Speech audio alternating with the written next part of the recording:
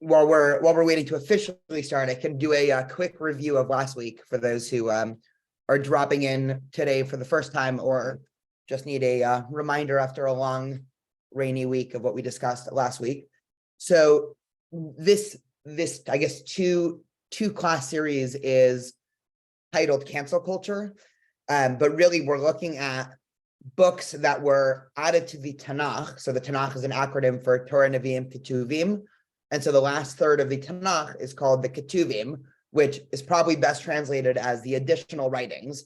So if we're thinking of the mainstream biblical story, these are not part of the mainstream biblical story. If we think from Abraham and Moses all the way to building the temple, right? These are sort of stories that are ill-defined in terms of what their setting is in terms of Jewish history. And so it's very hard to actually figure out when the story of Esther, Ecclesiastes, or Song of Song, when they were, what the setting is, when they were actually written, because we just know a lot less about the wider setting of these books. And one of the things that we started discussing last week, which we'll get into today, is that these books were not without their controversy. And so just as we can imagine today, if we are trying to create material, let's say, for the worldwide Jewish community, one could imagine there would be significant dispute and debate as to which texts, in terms of their ideological bent and political bent and ideology, of which texts we would want to include, right? Even today, we can imagine one of the current political battles in the country is about reading curriculums for middle schoolers and high schoolers. And so, right, this is the same question of if you have a limited amount of time and you're trying to create a certain educational framework, specifically which text do you include, and probably even more importantly is which text do you not include. And it's one of the things that I say every time I teach a class, especially when I teach a class at the university, is I always tell the students, pay attention to which text I'm giving you to read, and also pay attention to which topics we're not discussing. Generally, if I'm not discussing something, it's just because there's a limited amount of time, but I'm sure just like everybody else in the history of the world, I have my ideological biases, and there are obviously texts in Jewish history that I prefer not to discuss for whatever reason. One personal example is I usually don't have tons of texts talking about heaven and hell in Judaism, because for me and my worldview and my Jewish identity, heaven, or as our tradition calls it, Olam Haba, is not a big part of my Jewish worldview, whereas one could imagine another Jewish studies class that is all about heaven and hell and the Messianic age and all of that. And so it's the same with Jewish history. And I see we have a couple more people, so I will share my screen and we can get right into it. And of course, just like always, if anybody has any questions or comments, feel free to cut me off mid-sentence. So I want to start with an interesting debate in the Mishnah, and this is Tractate Yadayim, which translates to hands. And this is actually the source of a lot of the early debate in rabbinic literature about the purity or impurity of texts. And I think I mentioned this last week, but just a quick review. Counterintuitively, the rabbis created a decree that any holy scroll is impure and impurifies the hands. And we went over for the reasons of this last week, but just in the 22nd version, one wouldn't want, let's say, if I come home after a long day at synagogue or teaching Torah or teaching a holy text, and I come home and I'm just so tired that I just leave my Torah scroll on the kitchen table and decide to have dinner before putting it away. The rabbis didn't want that because they viewed that as mistreatment of holy material. And so the rabbis cleverly decided, well, what if we decide that a Torah scroll is impure, right? And we discussed last week that impure doesn't necessarily mean morally deficient or defective. I think that's a mistranslation. But the Torah in biblical Hebrew is tameh. And if I'm eating my, I don't know, whatever I have for dinner on a random Tuesday night, I'm not going to want my spaghetti and meatballs to become impure. So therefore, I'm going to take pains to put my Torah away in an ark before I eat. And so this is the first rabbinic source for all of that. And so we'll just go over a little bit of this and then we'll see immediately how it touches our topic today. And so the rabbis are trying to define the limitations of this prohibition. And so first they say a scroll on which the writing has become erased and 85 letters remain, as many are in the sections beginning. And it came to pass when the ark set forward defiles the hands. So that's the famous part of the Torah, Vayehi b'Tzela Aaron Vayomer Moshe, right? Many communities traditionally say that as the ark is open on Shabbat and during weekdays when we read the Torah. And so the rabbis are establishing a limit, right? 85 letters is the minimum amount for a text to be holy. So again, this doesn't directly relate to Ketuvim, but they're setting already parameters as to when do we know a text is holy. So if you have nothing but 85 letters from the Torah or from any biblical book on your scroll left over, right, that is ipso facto, right, considered complete enough to become impure, right? We continue a single sheet on which there are written 85 letters, as many are in the section beginning by Yehi b'Tzela Aaron, right, when the ark passed forward, defiles the hands. Great. So now we can get into the meat and potatoes of what we want to discuss today. So the rabbis say all the holy scriptures defile the hands, right? So what we just talked about, the Song of Songs and Kohelet, Ecclesiastes, defiles the hands. And so what scholars call the stam voice, right? The stam means the unnamed voice of the Mishnah, says Ecclesiastes and Song of Songs, these books that we'll introduce in a second, these books are considered holy books, right? They defile the hands. Now, just a 2-second introduction, we'll get into a little bit more the actual content of these books and why they were considered so controversial.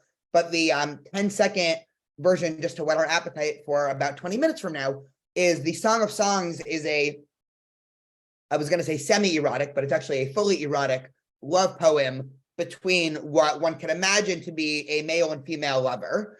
And right, it's full of very vivid description of their love and of searching for each other and finding them and what happens when they actually meet and everything like that.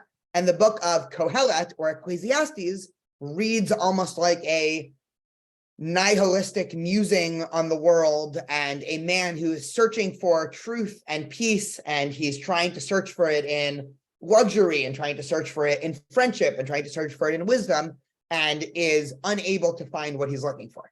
And so, right, we can already, just from these introductions, and we'll go through these books in a little bit more detail, we can already tell that these books are a far stone's throw from the ideas of Exodus and Deuteronomy, which seem to have very black and white answers for what one should do, what one shouldn't do, what the value of life is, what the value of life isn't. And so these books are already heterodox to some extent. And so, but the Mishnah is telling us that lest you think these books are unholy, right, they actually defile your hands, right? So if I come home and I have the book of Song of Songs, I cannot leave it on my table while I eat. I have to treat it with respect. Rabbi Judah says, so now we're going to get another opinion. The Song of Songs defiles the hand, but there is a dispute about Kohelet. So Rabbi Judah is going to tell us, Shir Hashirim, Song of Songs, everybody agrees that book is holy, but there's going to be a debate about Kohelet, right? Rabbi Yossi says Kohelet does not defile the hands, but there's a dispute about Song of Songs. And so this is always great because there's a lot of hidden irony of the source.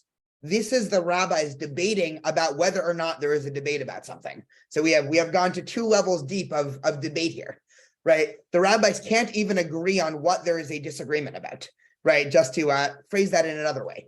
And so Rabbi Yossi is going to tell us that Kohelet is not a holy book, but Song of Songs might be holy. Rabbi Shimon says, right, so now we're going to get another opinion. The ruling of Kohelet is one of the leniencies of Beit Shammai and one of the stringencies of Beit Hillel, meaning that Beit Hillel considers it a holy book, right, which is why it's considered more stringent because it makes your hands impure. And Shammai says, no, actually, this book is not holy. Which, just as a interesting tangent, maybe if this class was 3 hours long, we can get into this a little bit more. Shammai is usually considered the quote unquote more conservative of the study partner of Hillel and Shammai. And so it is interesting just from a historical and also a contemporary perspective that Shammai, who was considered the more conservative view on Judaism, would not want a book like Kohelet to be in the canon, whereas Hillel, who is the more quote unquote liberal and perhaps the more open-minded, side of the rabbinic debate would actually welcome in a book like Kohelet. Again, that's something to think about as we introduce these books. So now the rabbis continue, and I'm only going through this whole source so we can get a background as to just how rigorous of a debate this would have been in the early rabbinic period. So now we get Shimon ben Azai saying, I have received a tradition from the 72 elders on the day that they appointed Rabbi Elazar ben Azariah head of the academy that Song of Songs and Kohelet defiles the hand. So Rabbi Shimon walks into this debate and he says, I was there with all 72 leaders of the Jewish people. This was the biggest gathering of rabbis, and they all said both of these books are holy. Now Rabbi Akiva pipes in and he says, far be it, right? And this is one of my favorite lines from Rabbi Akiva. No man in Israel disputed that Song of Songs, saying that it does not defile the hands. So Rabbi Akiva comes in with a strong opinion, and he says, there is absolutely no debate about Song of Songs. Don't even think for a second that this book, Song of Songs, is controversial enough to have not been in the biblical canon. For the whole world is not as worthy as the day on which Song of Songs was given to Israel. For all the writings are holy, but Song of Songs is the holy of holies. If they had a dispute, they only had a dispute about Kohelet. So Rabbi Akiva is clearly upset that there might be some in the community in the 1st and 2nd century CE that would disparage the beauty and holiness of Song of Songs. And he comes in and he says, this was basically the most important day in Jewish history, right? We have Moses receiving the Torah on Mount Sinai and then Song of Songs being written. Now, we'll get into this a little bit more as to what Rabbi Akiva was thinking. Was he on the one hand, was he a young romantic that saw the value of romantic poetry as a part of the Jewish canon? Or a more, I guess, traditional approach would be that Rabbi Akiva, if we actually look at who Rabbi Akiva was as a thinker, he was a more mystical leaning thinker. And perhaps he was able to see some deeper metaphor or interpreted some deeper metaphor into Song of Songs. We'll get back to that in a minute. But just to finish this debate, Rabbi Yochanan ben Yehoshua, son of the father-in-law of Rabbi Akiva, said in accordance with the words of Ben Azai, so they disputed and so they reached a conclusion. And so what that means is at the end of this debate, they decided that both of these texts were holy. And so just to summarize, and then we'll actually get into some of these texts. We can spend about 15, 20 minutes with each of these texts. And hopefully, again, just like the goal of a lot of these courses, hopefully this will leave people off with more questions than answers, which will inspire future learning. But at the end of these books, we are left with two controversial books. We are left with Ecclesiastes and Song of Songs, both obviously the center of significant controversy, dispute, and debate in the rabbinic period, and ending off just like today with both of these books being holy. And I'll just add, not just being holy, but both Song of Songs and Ecclesiastes have made it into our yearly liturgy.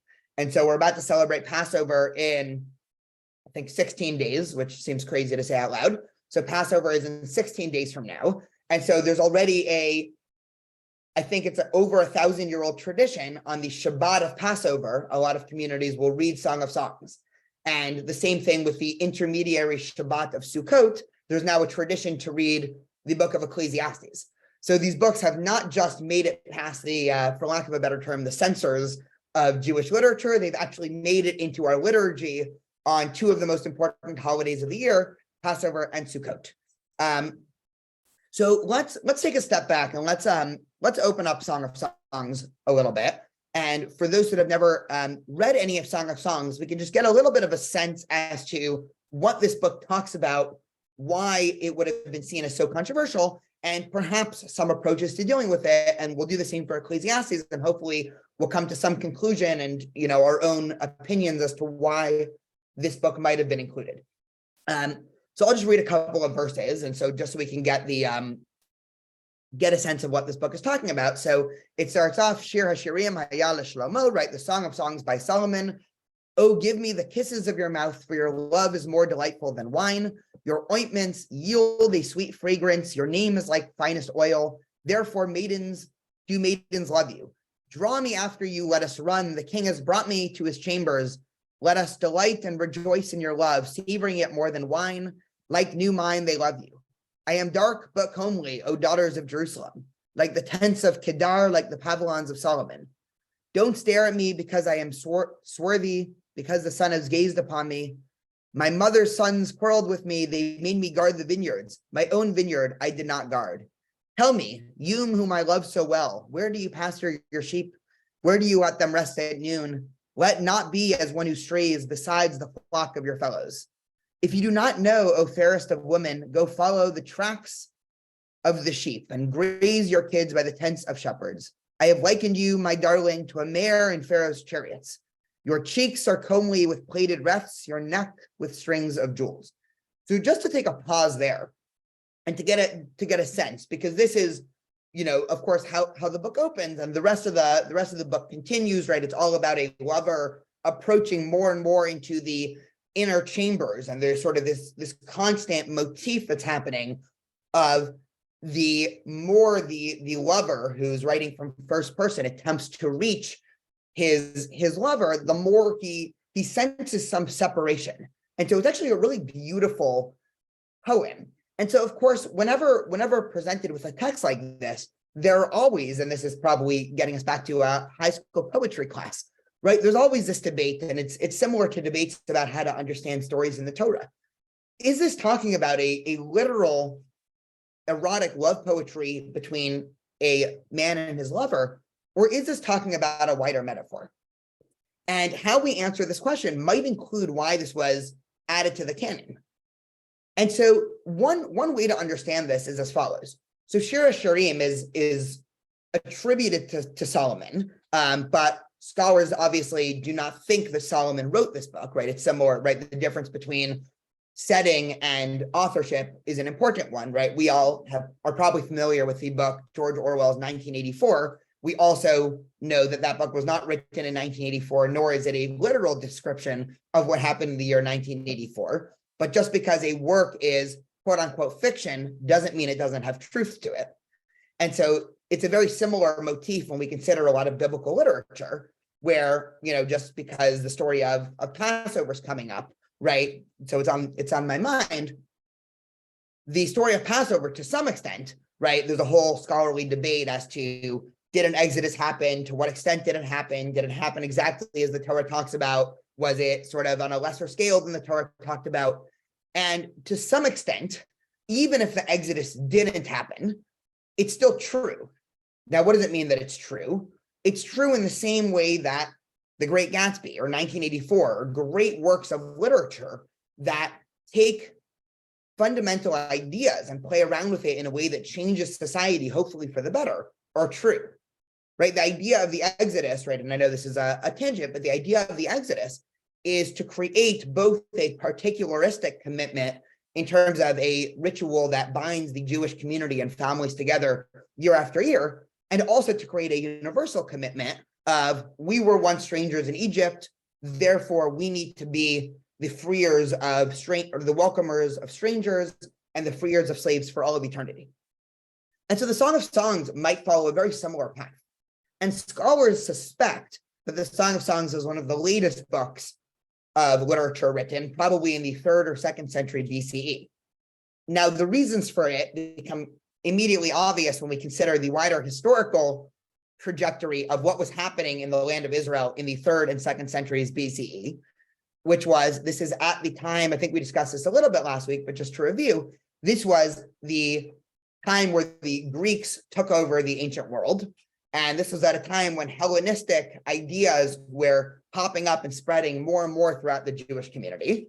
And just like today, I don't hesitate to say I am both Jewish and American, and that is not a contradiction of terms.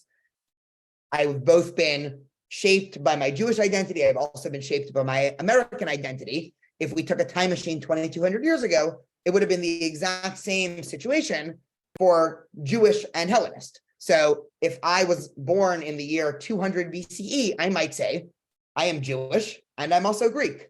And we know that there were plenty of Jews who had this idea.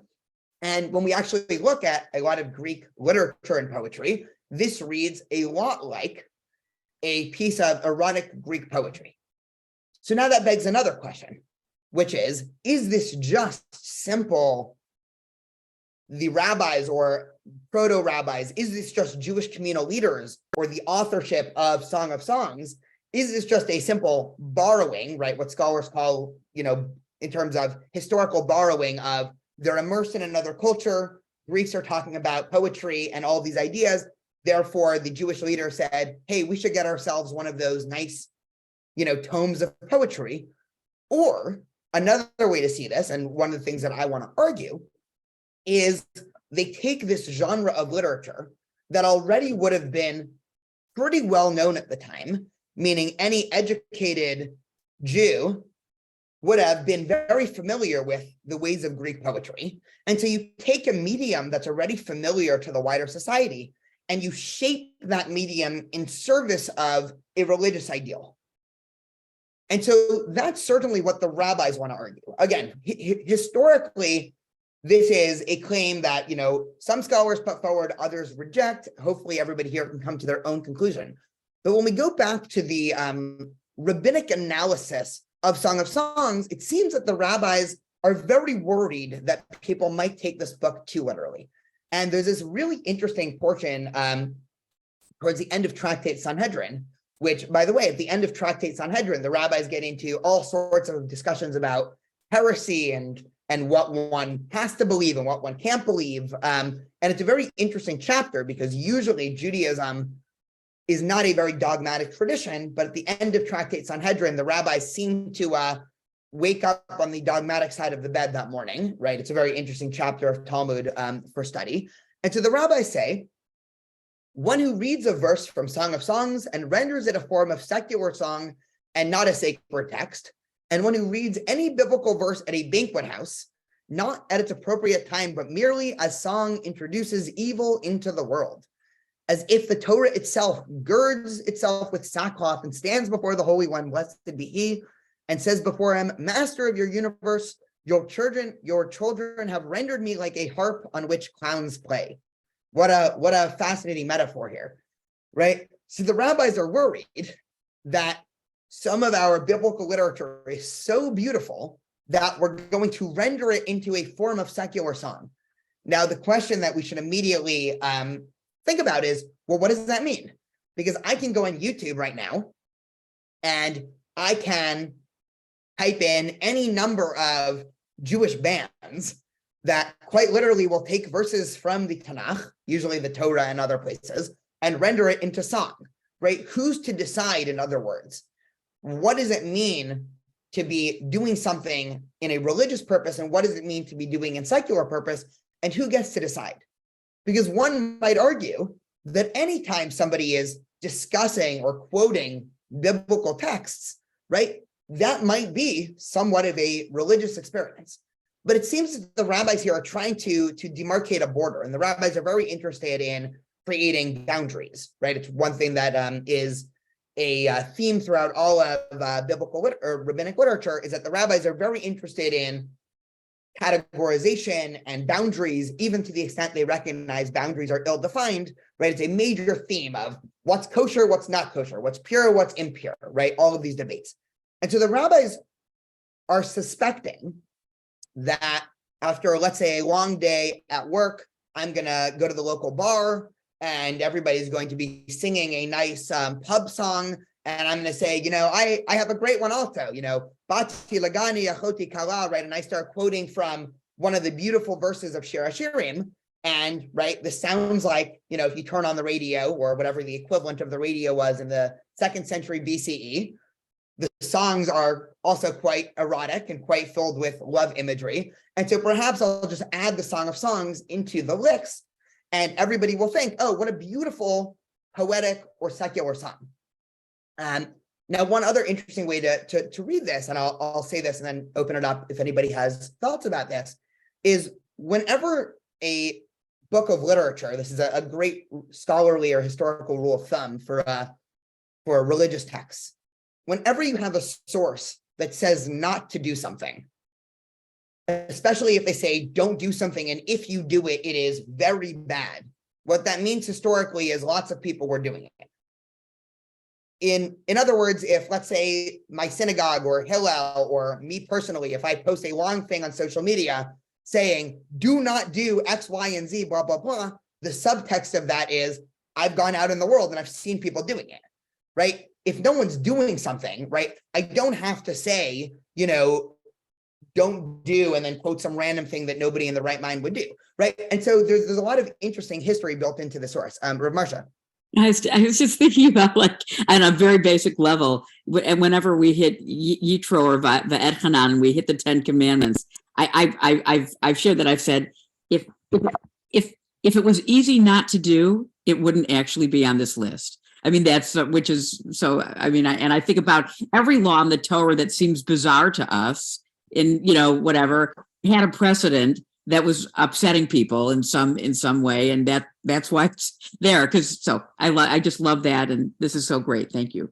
Yeah, of course. No, it's funny because the primary example of this, I always like to go on these little tangents, is that one of the verses in the Torah says you're not allowed to drink blood. Right, it's one of the things that's not kosher. It's actually one of the reasons why there's a brand of salt called kosher salt.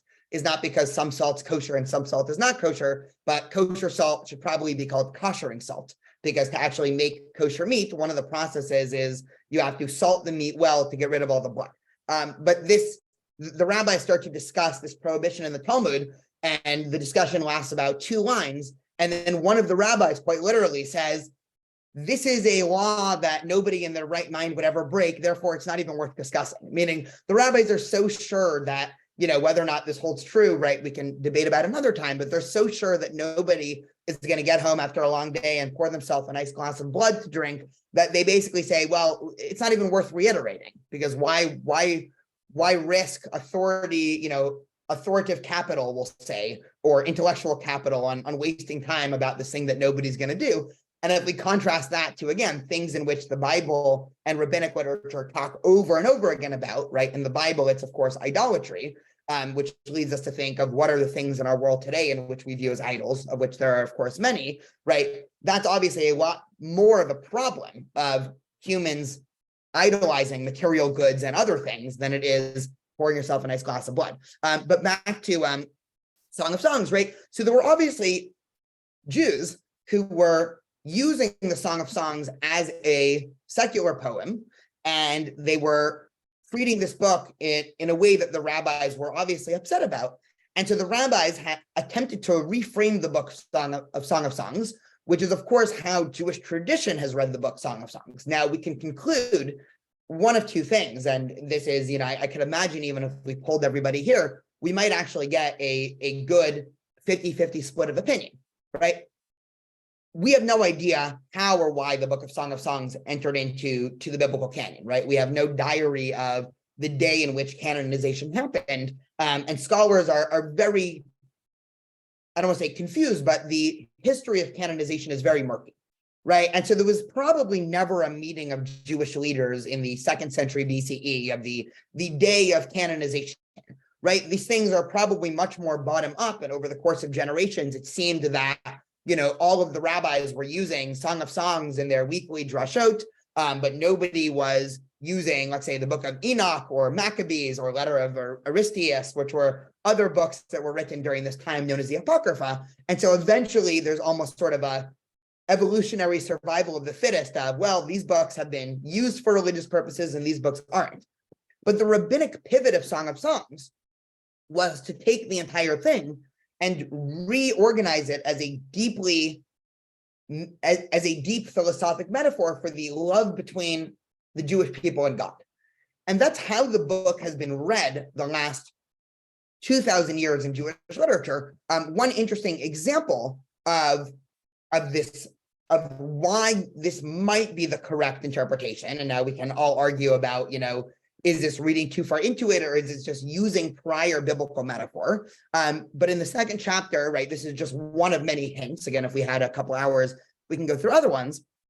So the lover says, "Oh, my dove, in the cranny of the rocks, hidden by the cliff, let me see your face, let me hear your voice, for your voice is sweet and your face is comely."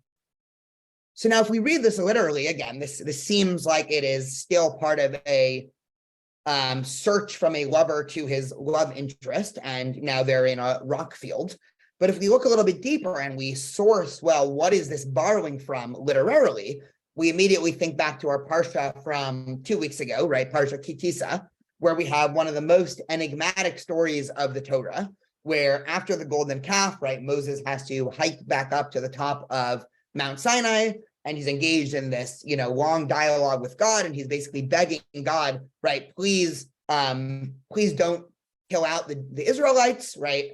They'll be good, I promise, right? I'm paraphrasing a little bit. And God basically says, okay, right, I will be merciful. This is where we get the attributes of justice that we read on the high holidays, right? Adonai, Arachum v'Chanun. And right after that section, right, and this is one of the most enigmatic verses in the entirety of the Torah, Moses said, well, it seems like we're engaged in some pretty good dialogue, right? I'm getting pretty close to you, God, right? Again, I'm paraphrasing. He says, God, show me your glory, right? Hareini na et kavodecha, right? I want to know you, right? I want to know all of your secrets. And God says, you cannot, because no man can see my face and live. And then famously, God turns around and Moses sees the back of his head. But this is, of course, taken by mystics and Jewish thinkers to talk about the limitations of man's ability to understand God, right? And so the way in which thinkers like Maimonides or Kabbalists will interpret this section of Moses and God is that you can get very close, right? The height of religious experience can get high, but you can never finish, right? You're never there, right? No human could ever reach a full understanding. And so in the metaphor of love, right, we can write almost a very similar metaphor where there's almost this paradox. And Rabbi Soloveitchik actually has a beautiful essay called The Lonely Man of Faith, where he talks about what he calls existential loneliness. And one of the ideas that come out from there is a provocative idea that I won't get too far into now, but it connects to this, which is even in the love between two humans, right, there is still some fundamental break that's always going to stop two people from becoming fully one. Meaning that because we are all different and unique and have our unique souls, right, there's always going to be some boundary from fully understanding another person or fully understanding God. And so whether or not this is true from two people who are in love or for a person to God, we can start to read a little bit more into this metaphor. And those who are interested in interpreting Song of Songs as this deep religious or mystical experience of you're getting so close to God and you're trying to reach God, but there's always going to be that break, can find a whole host of inspiration within the book of Song of Songs. And that is why this book, almost counterintuitively, has become such a central book, especially in mystical traditions. And so there's a lot of people who actually have the tradition in a lot of Sephardic communities. There's a tradition to actually read Song of Songs every single week before Shabbat, right? And so you go to certain synagogues, and before Kabbalat Shabbat every week, there's about it takes about 30 minutes to read through the book of Song of Songs. Every single week, they will read Song of Songs right before Shabbat. Because again, as this metaphor for welcoming into Shabbat, and right, already the mystics have filled Shabbat with the metaphor of a person and his lover, right? The entire Lecha Dodi.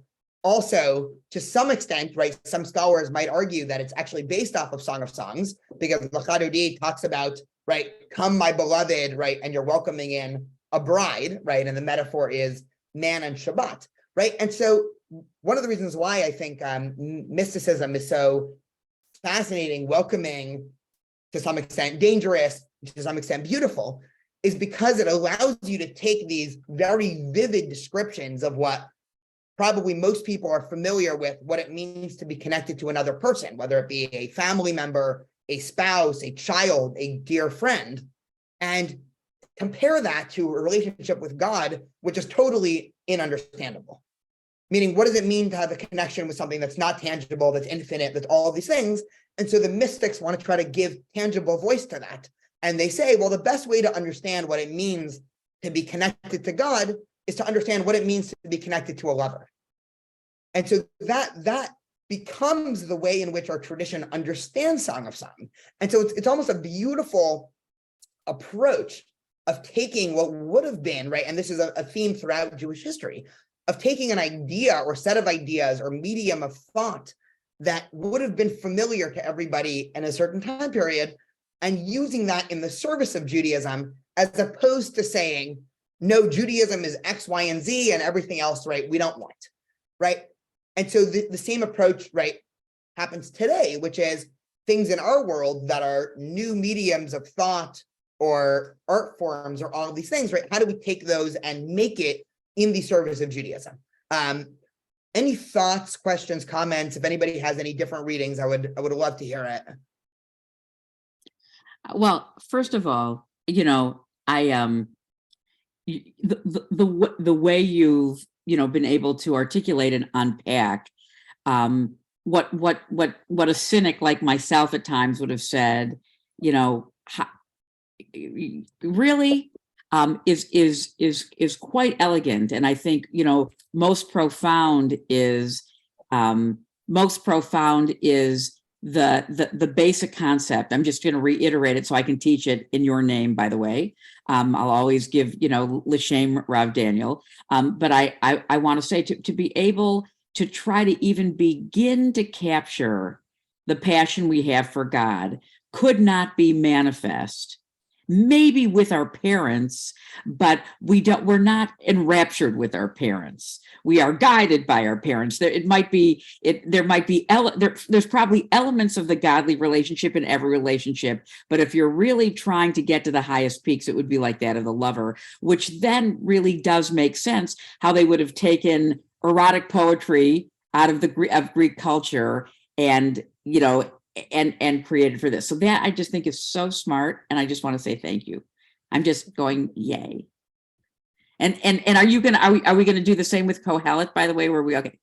Yeah, we have 20. I somehow timed this reasonably well here. I was very scared when I was finalizing the notes yesterday, and I was scared because how the heck do you get through both Song of Songs and Kohelet in an hour? Any other thoughts about Song of Songs here, and then we could slowly move to resolution. Yes, I just can't help but think that if Ron DeSantis had more power, and he has a lot, if he would use that power to get rid of this part of the Tanakh.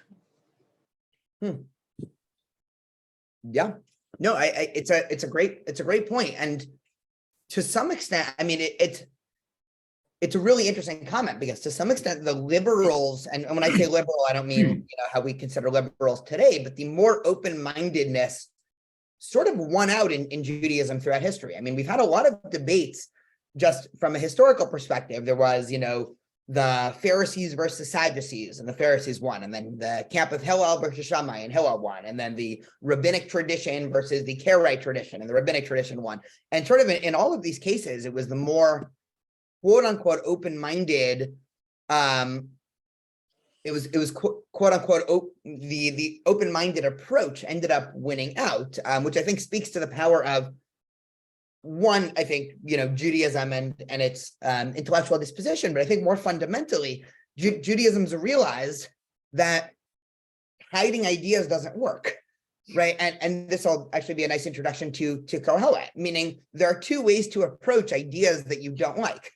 One are trying to lock it away in a cabinet and deeply hope that the next generation never finds the ideas, which of course throughout all of human history has never worked, right? Or the second is to engage with the ideas, and engaging is dangerous. I'm not saying dangerous in an objective sense. It could seem dangerous because if you engage with ideas, then you're at risk of accepting those ideas because you realize, hey, they're not so bad after all.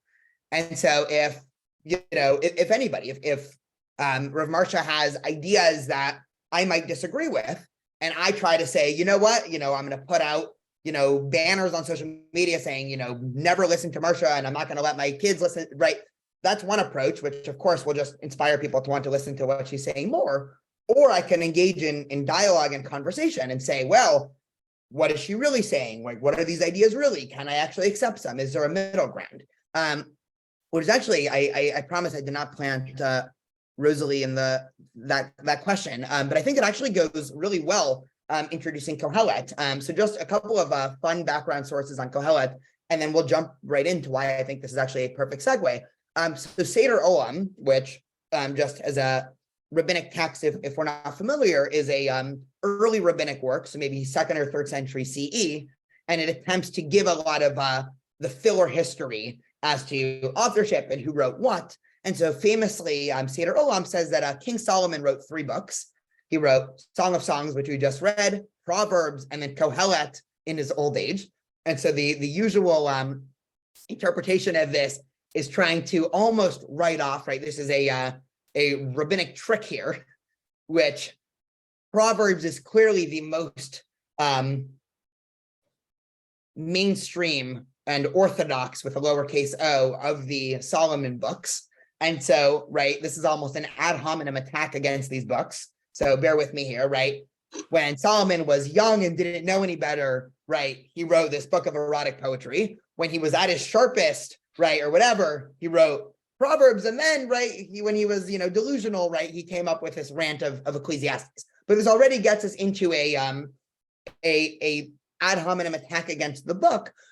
So now let's go back to what perhaps the biblical authors had in mind. So just a little bit of source taken from Kohelet here. So we'll do a couple minutes of reading. So Kohelet starts off, right? Hevel Havalim Amar Kohelet, Hevel Havalim Hakol Haval, right? So vanity of vanities, said Kohelet, vanities of vanities, all is vain, right? They use the word Hevel 5 times, and the word Hevel, just some background, right? It might mean vain, it might mean vapor. One other interesting connection is there's actually a biblical character whose name is Hevel.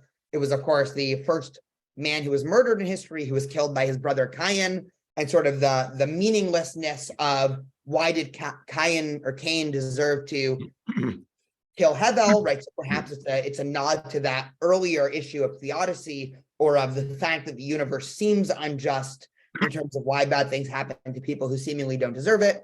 And so Kohelet starts, right, what profit does a man have in all of his labors which he takes under the sun, right? Dor halech v'dor ba, one generation comes, one generation goes, but the earth stays forever. The sun arises, the sun goes down and goes to the place when he arises. The wind goes to the south and then goes to the north, and it whirls about continuously, and the wind returns again according to his circuits.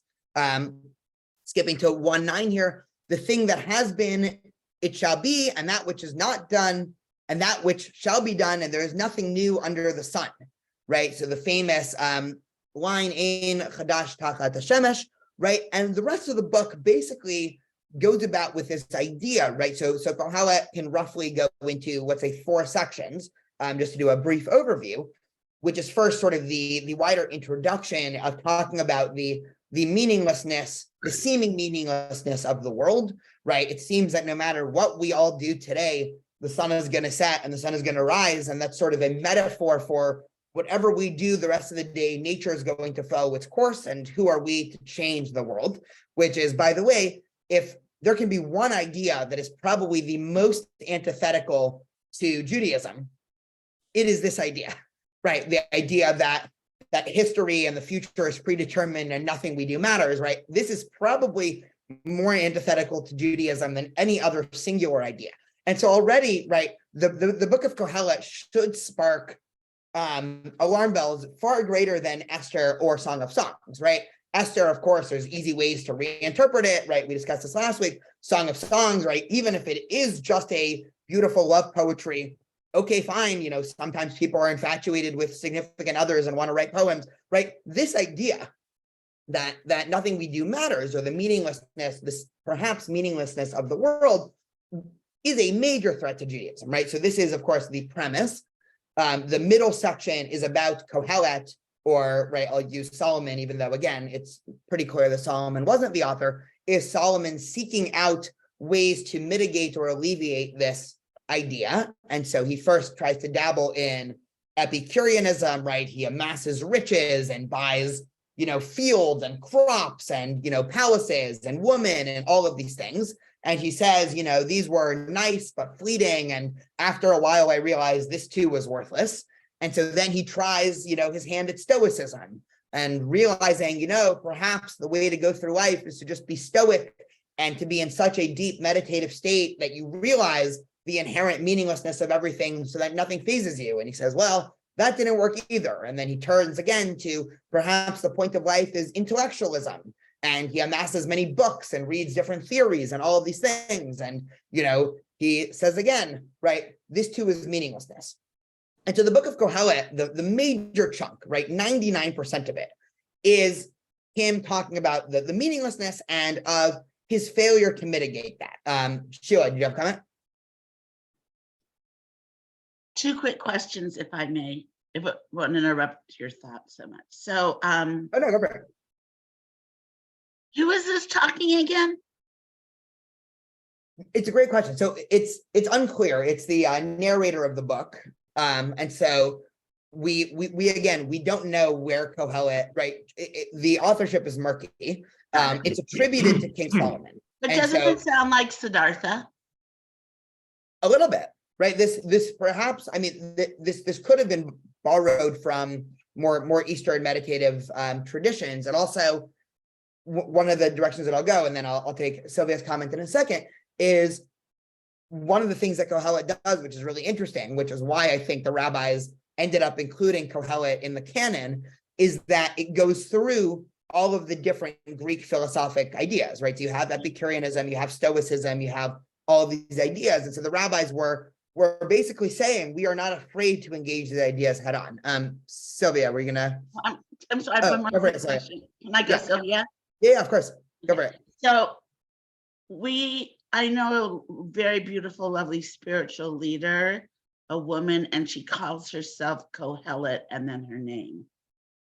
Is it a title of not rabbi also in addition to the book? He's not it's not Kohelet. It's Kohelet. it's a priestess, and it's a fictional title called a Kohenet, which Okay. it's not Kohelet. Okay. Never mind. Well, I was going to say, I mean, interestingly, but I mean, the word Kohelet comes from the word Kehillah or Hakel, right? Or the parsha last week was Vayakel. So it's one who gathers. And so one other way to think of this, right? Again, there's a whole debate, and if we had hours, we can get into all the different ideas about Kohelet. But one of sort of the mainstream interpretations of why his name is Kohelet is this would have been at a time where the way that public lectures went is you would sit there in the town square and you would gather masses, and then you would basically give your speech, which seems, from what I know about ancient Greek society, which isn't fun, but I've read a couple books, is the way that things would have gone. Meaning, if I had some idea, right, I couldn't post on it on Facebook. So what I would do is I would go to the town square, and maybe I'd put some pamphlets up, or papyrus, flyers that, at 2:00 on Tuesday, I'm going to be there in the town square. If you want to hear what I have to say, come. And then I would literally be, Kohelet, right? One who gathers. Sylvia, Yeah. Yeah. Yeah. Did you want to? Okay. Yeah, that's all right. No, that's all right. I just wanted to say that I think that Rabbi Levine missed Mr. Tilchin. So that's all I wanted to say. Yeah. You're good. Dad, go ahead. Yes. My dad's Siddur had Shir Hashirim before, as we entered Kabbalah Shabbat. It's occurred to me as time has gone on, and I've really never heard a view whether it concur or not, but that Yedid Nefesh is a highly condensed metaphor in place of Shir Hashirim in introducing the Queen of Shabbat. And I see an association there in terms of how the tradition or the significance of that has come into the liturgy, which we all share. So first of all, absolutely. I mean, I will just say, and I'm sure Daniel knows more about this than I do, but the evolution of Ashkenazi liturgy and, definitely even adapted pieces of mystical tradition. It became so incredibly powerful subsequent to the 13th century and the 14th, etc. All of these, right? And as Marcia Lane is noting, even when we sing Anim Zemirot right before we at the end of Shabbat morning services, I mean these are practices that really came from embracing the mystical tradition, not only in how we study but in how we pray, and the ecstaticness and the passion that we feel, and those worked their way even into the mainstream Misnagid Sidurim. It's quite interesting, but it's like the Reader's Digest version. A real mystic is going to read all of Shir Hashirim. We're going to get 4 paragraphs and we're going to go like, "See, we did it," whatever. It's great. Yeah, and I love that, and also speaks to, again, what we were talking about before, which is the inability to stop ideas. I mean, you can equally read this, there was a huge attempt to stop mystical ideas from spreading in Judaism, but these ideas were there, and they were, accepted by the majority. And so even the most, mitnagdi, anti-mystical, right, Litvaki tradition, right, they still daven Kabbalat Shabbat every week. And so it is this perfect idea. So we get into a little bit of the discussion on Kohelet, and again, just like all of these brief overviews, hopefully this will inspire some more learning, and then maybe next year before Sukkot we can talk about Kohelet for longer. That's when we read it. So just 2 quick sources about Kohelet in the Talmud, and then we'll discuss the last section, which is of course the kicker. So in Leviticus Rabbah, we're told that the sages wanted to hide the book of Kohelet, for they found in it ideas that lean towards heresy. They argued, was it right that Solomon should have said in the following, "O youth, enjoy yourself while you are young, let your heart lead you to enjoyment in the days of your youth"? So, nothing we don't already know, right? This idea was controversial, and some of the rabbis wanted to hide it. And so we learn more in the Talmud and Shabbat, right? The sages wished to hide the book of Kohelet because its words are self-contradictory. Why didn't they hide it? Because its beginning is religious teaching and its end is religious teaching. Now, the end is apparent. We'll discuss the end in a second. Scholars don't really know what to make of the beginning being religious teaching. Just to review, this is the beginning. And so it seems that the rabbis are admitting to some extent, the fact that these questions are deep religious questions that religious thinkers need to think about. I want to propose one such answer. Oh yeah, Marsha, go for it. If I had 5 minutes, I could actually come up with a midrashic commentary that this is a poetic interpretation of the first 3 of the first 2 chapters of Genesis.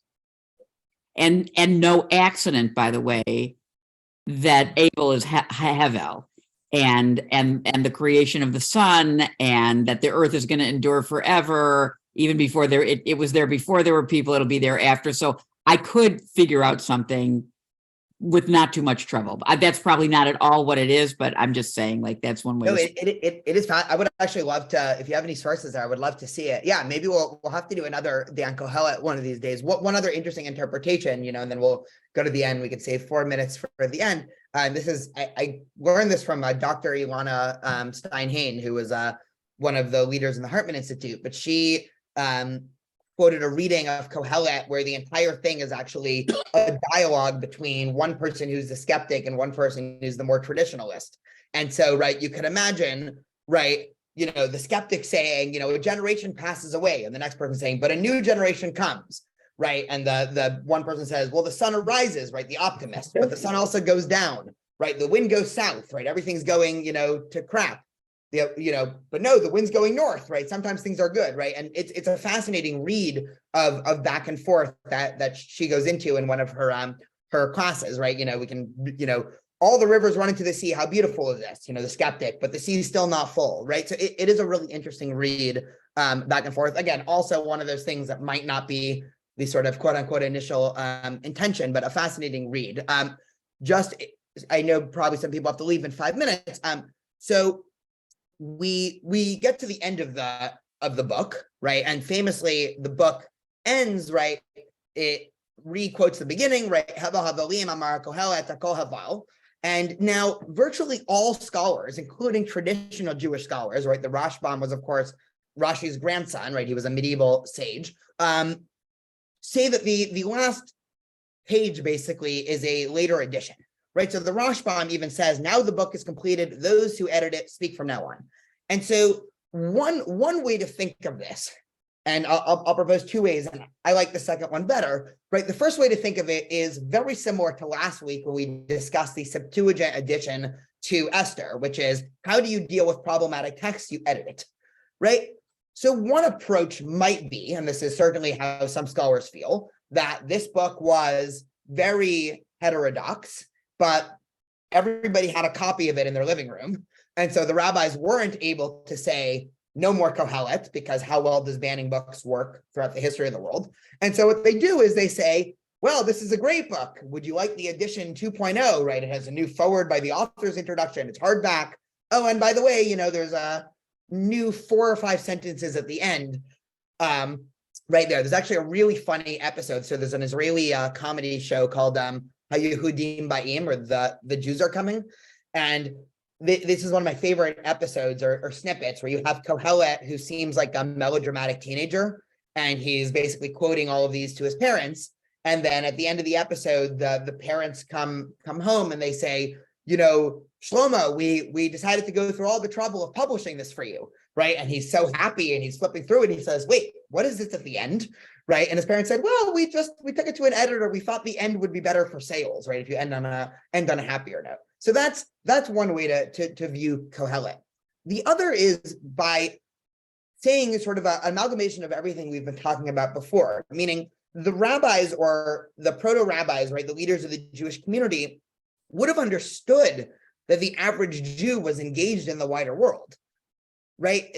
Same thing with today, right? We know that there are ideas that are antithetical to Jewish ideas out there in the year 2023, right? On a completely other basis, right? We know there are those who are, let's say, against the existence of the state of Israel, right? Just to quote a wider example, right? It doesn't help to keep these ideas hidden, especially when you're trying to, right, educate a next generation or a community, right? The only way to deal with ideas is to discuss them and confront them.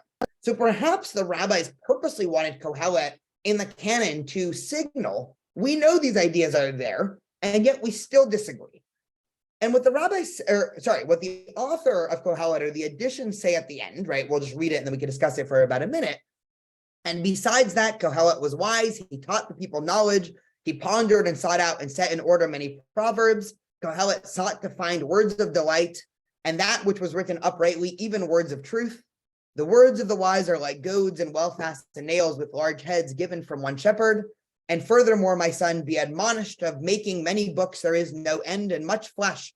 There is weariness of the flesh. The end of the matter, all having been heard, fear God and keep his commandments, for this is the whole man.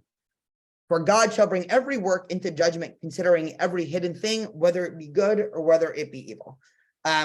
Just to talk about this for 1 or 2 minutes, and we of course could probably spend the entire class talking about this. What the authors or the later editors or the rabbis, I think, are trying to signal here is a question that I think many worldviews have come to, and it's almost a maturation of religious thought, which is if you try to live your entire life from just purely rational intellectual precepts, you're going to make yourself crazy, right? There's, of course, a time and place, as Kohelet says, for dealing with philosophy, for trying to find base truths to everything, from, constantly saying, well, how, well, why, when all of this. But at a certain point, right, there's always more books, meaning there's always going to be somebody who is going to say, well, why is this rational? Well, why is that rational? And so at a certain point, and hopefully we can explore this in some later occasion, everybody, whether it be a person, a religious text, a society as America, has to basically accept premises based off of faith, right? And a worldview that doesn't think that it's doing that is to some extent diluted, right? And this is true in every case, right? This is true for areas of scientific expertise. This is true, the American idea that all humans are created equal, right? And this is true also for base religious ideas. And so what I think Kohelet is trying to argue about is not telling you, go out and avoid philosophy and science and all these things, because Judaism has the opposite approach, right? Go out and study these things, right? Understand, right? If we're imagining from 2,200 years ago, go to a Stoic lecture, understand that, experience Epicureanism, understand that, right? Try to engage in all these different ideas. But at the end of the day, right, understand that you're going to have to make a choice in your life, and you're not going to be able to get all of the relevant information and make a completely objective choice once you know all the secrets of the universe. At a certain point, you have to have faith in something. And so one can choose, right? And it's clear, right, from the Book of Kohelet that putting all your faith in just thinking, well, there's nothing more to the world than pleasure doesn't work. Putting all your faith in these other attempts to live your life, right, that's been tried and that doesn't work. So at the end of the day, right, you know what Kohelet says, right? So Tavar Kol Nishma et Elohim Yireh et Mitzvotav Tishmor Kizeh Kol Adam, right? All we have left to some extent is those things that we want to place our faith in, right? And it's almost tautological. It almost seems like a paradox, but I think it's a type of religious evolution that we see as far greater than, at least I'll speak personally, is far more inspirational than what I find in Deuteronomy, right? When Moses in Deuteronomy is saying, you know, keep the Torah because it's true. You saw how God took you out of Egypt on the wings of eagles. Personally, I'll speak personally here. I didn't see how God took us out of Egypt on the wings of eagles. I might even at times be skeptical of the God who took our ancestors out on the wings of eagles, right? When I look out in the world right now, it doesn't seem like there is a God who rescues people on the wings of eagles, but I still choose to have faith.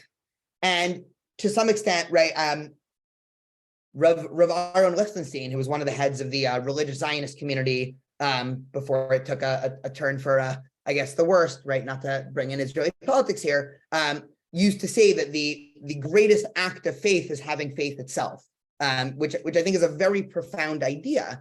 And one in which I think, again, hopefully, you know, at a future time, we'll have more time to unpack Kohelet, but I think this is the deepest religious answer one could have for meaninglessness, is to make an active affirmative decision to say, despite all of X, Y, and Z, I still will choose to have faith. So thank you all. I know we ran a couple minutes over time. And thank you, Rav Marsha, for inviting me back here. Daniel, hopefully many, many times. I love the idea of, by the way, doing like a Beit Midrash style study of Kohelet with you in anticipation of the new year. So that's exciting. So a big round of applause for Daniel. Next week, I'll be teaching Unit 4 of Machloket Matters, and it's all about our relationship with Israel, the land, the relationship between Israel, the people, and Israel, the land. And I hope you'll join me. And I just want to introduce Chazan Marcia Lane, who's with us, Wave Marcia. She'll be our teacher. She's just a fabulous teacher, Chazan scholar, storyteller, educator, and she'll be teaching us during the month of April. I hope you will partake of her blessing in our community. And then Matt Austerklein is coming back to do a fascinating series on basically Judaism and the rabbis and pop culture. And I think that'll be a lot of fun. So we have our little scholar series. And Daniel, we're just so lucky, Daniel, that you're part of the team and you're just so gifted. Thank you, everybody. Have a wonderful day. Tonight, Daniel is teaching the second or third to last history class. They're all recorded. Go back and watch every last one of them. Tonight, he's teaching about the history of Zionism. Is that correct? So, yes. Okay. And so don't miss it and tell your friends. All right. We'll see you soon. Thank you. Wonderful day. Thank you very much.